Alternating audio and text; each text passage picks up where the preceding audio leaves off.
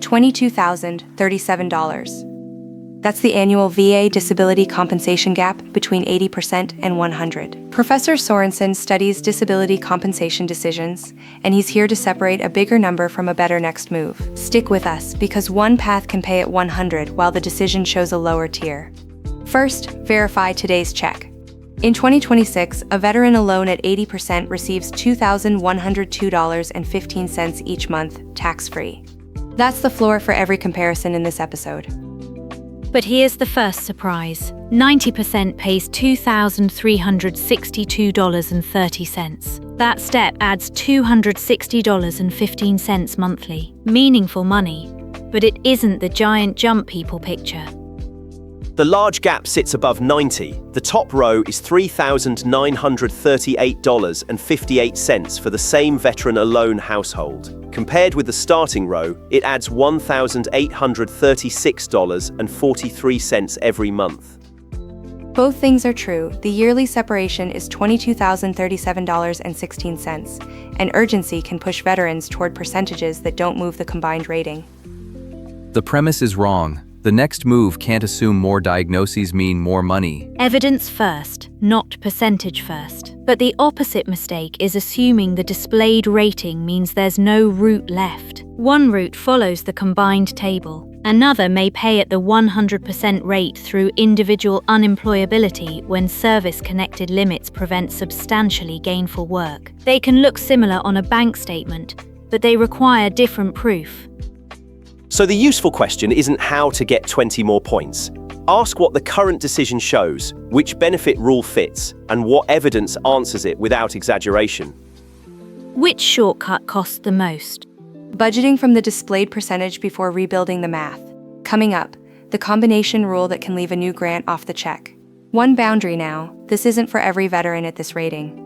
IU requires the percentage screen and service-connected limits that block substantially gainful work. Before we keep going, one small favor that actually moves the needle.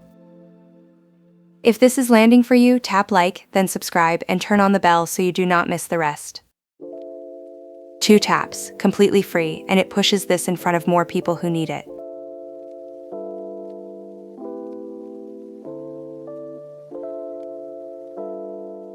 Why did my new 10% award leave my 80% payment unchanged? Because the table combines instead of adds, and the starting tier plus 30 becomes 90, not 110. The table isn't adding disability labels. It starts with the most severe rating, then applies each additional rating to the portion VA still treats as unaffected.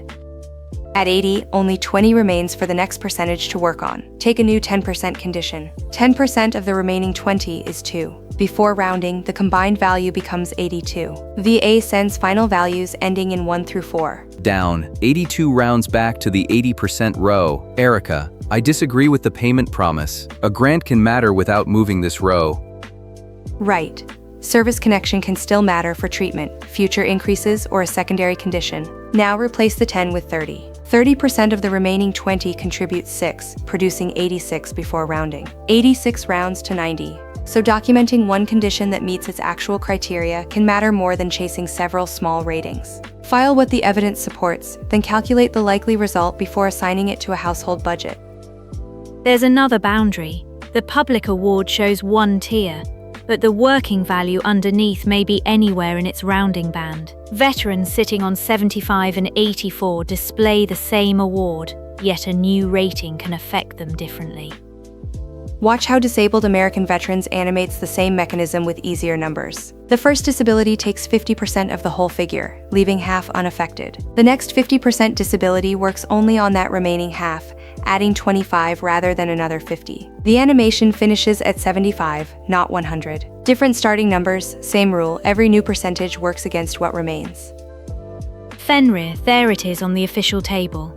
At that tier, only 20 remains for the next rating to affect.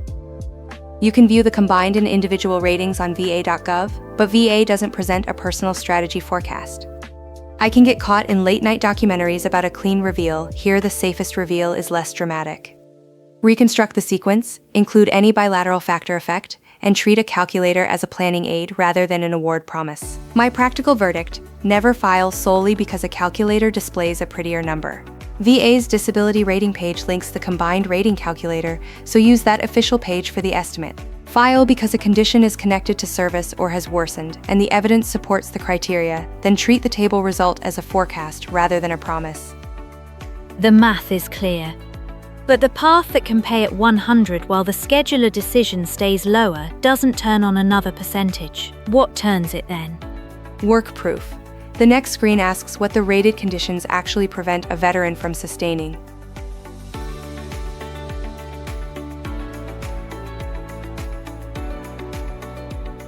Professor Sorensen is back with us after separating the rating from the payment. Now score the individual unemployability route. This rating clears one number, but the remaining gates decide whether this path even fits. For the multiple disability scheduler path, this combined rating sits above the required 70% floor. That clears the first number, but it doesn't finish the screen. At least one service-connected disability must also be rated 40% or more under the applicable grouping rules. A stack of smaller ratings can therefore reach this combined tier and still fail the ordinary percentage screen. But even a perfect percentage screen isn't the award. VA says service-connected conditions must prevent a steady job that supports the veteran financially, substantially gainful employment. The limitation must come from those conditions, not age or a difficult job market. Here's the who doesn't qualify boundary. If a veteran can maintain substantially gainful work, clearing the numerical floor doesn't create IU. If the documented limitations block that work, the file needs to show how. Useful evidence describes tasks and consequences. Attendance records and reduced hours can answer part of the work question. Accommodations and unsuccessful work attempts can too. Add earnings history and medical opinions about service-connected functional limits. A bare statement that employment is hard doesn't show. Professor Sorensen, which essential duties fail, and for how long? That's the evidence question. I'd audit the job before touching the adjective unemployable, test lifting and concentration, then test attendance and pace. Interaction and safety belong in the same review. Connect each limit to a rated condition and a record. That makes the case testable instead of dramatic. VA's individual unemployability page links the official application as VA Form 218940, the veteran's application for increased compensation based on unemployability. Pull the form from that VA page so the file starts with the current official version, not a search result copy. When VA grants IU, the compensation amount can rise to the 100% rate while the scheduler rating itself stays lower. Another program may ask whether the veteran is rated 100 or merely paid at that rate. It may also ask whether the status is permanent and total. Those phrases aren't interchangeable. Before we leave this route, remember that marginal employment and certain protected work situations require fact-specific review. Do not resign from a job or change earnings based on a video. Verify the current rule with VA or an accredited representative using the veteran's real record. That's as far as the percentage alone can take us. The number opens the IU file. The work record decides whether the path belongs in it. Fenrir, what does the percentage prove by itself? The number screen, not the work test. Wait, not the unrelated benefits either? Only the numerical screen. It can't prove the work test, and it can't manufacture unrelated benefits. Before we get to the decision file, we audit that boundary.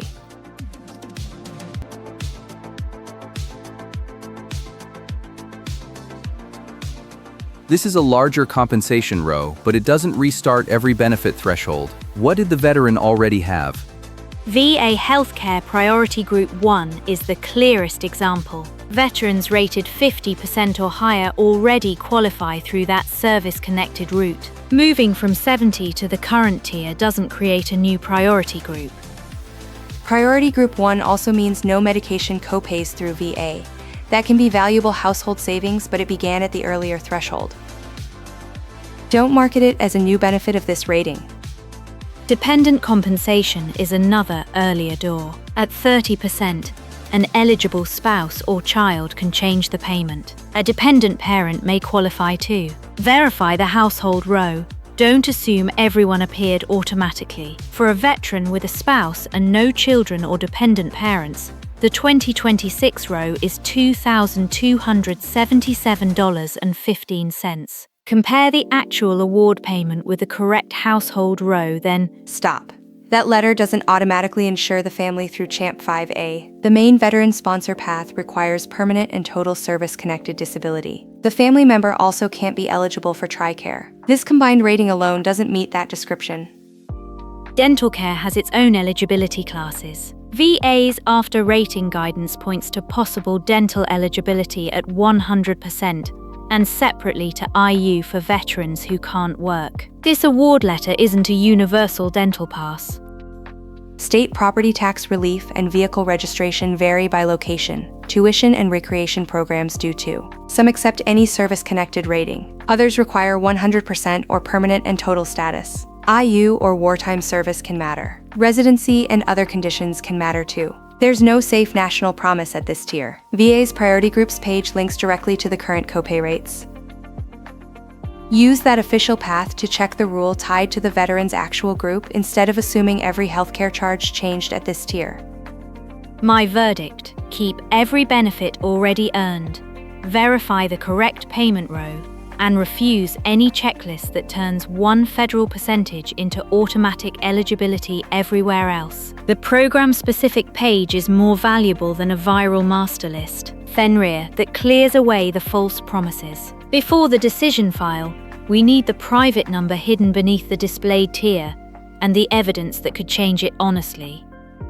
Run the changed case, same rating, but the spouse becomes eligible for TRICARE. What changes? The CHAMP 5A screen changes, not the compensation rating. That's the transfer. Hold the percentage constant, change one program fact, and recheck that program's rule and evidence source.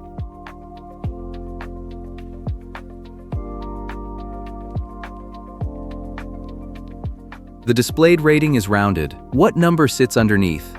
Usually a final unrounded value from 75 through 84. VA tells veterans to combine ratings from highest to lowest and keep the intermediate value when more than 2 disabilities are involved. Only the final value is rounded to the nearest 10. If a bilateral factor applies, that calculation also has to be handled correctly. Build a clean worksheet from the decision history. List every service-connected condition and its percentage. Add the effective date and note whether VA paired extremities for the bilateral factor. Do not include denied or non-service-connected diagnoses just because they appear in medical records. Then run the sequence without rounding each step. A veteran at an unrounded 75 is 10 raw points below the 90% threshold. A veteran at 84 is 1 raw point below it. Both letters display the same tier, but they aren't standing in the same mathematical place. That doesn't make the veteran at 84 entitled to an increase. A properly supported change may combine differently. Preserve the order and any bilateral factor. The disability still has to meet the schedule, and VA still decides. For an increase, compare current medical and functional evidence with the actual criteria for that diagnostic code. For a secondary claim, document the current condition and the medical connection to an already service-connected disability. The combined forecast comes after those elements, not Before. No symptom shopping to make the calculator move. Erica, correct record, not target number. What if the file supports no change? Then the veteran should know before spending months on a weak filing. There's also reduction risk whenever a rating is reviewed, but a filing doesn't erase due process protections. Read the current evaluation, ask whether the condition improved, and submit accurate evidence instead of treating every request as harmless or catastrophic. Forecast before budgeting. A calculator isn't spendable income, and an effective date isn't guaranteed back pay. Keep the current payment as the household baseline until a decision passes the same rate row audit. Which record comes first? The current decision and payment row. Then rebuild the combined value. Match each medical finding to the real criterion it addresses. Add a work history or program record only when that path fits. This order stops a calculator forecast from becoming a filing strategy before the underlying records agree.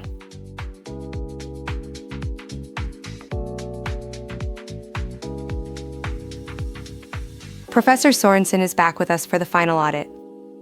Hand us the shortest decision file that still catches the expensive mistakes. 4 records, 1 honest root, and no percentage chosen before the evidence.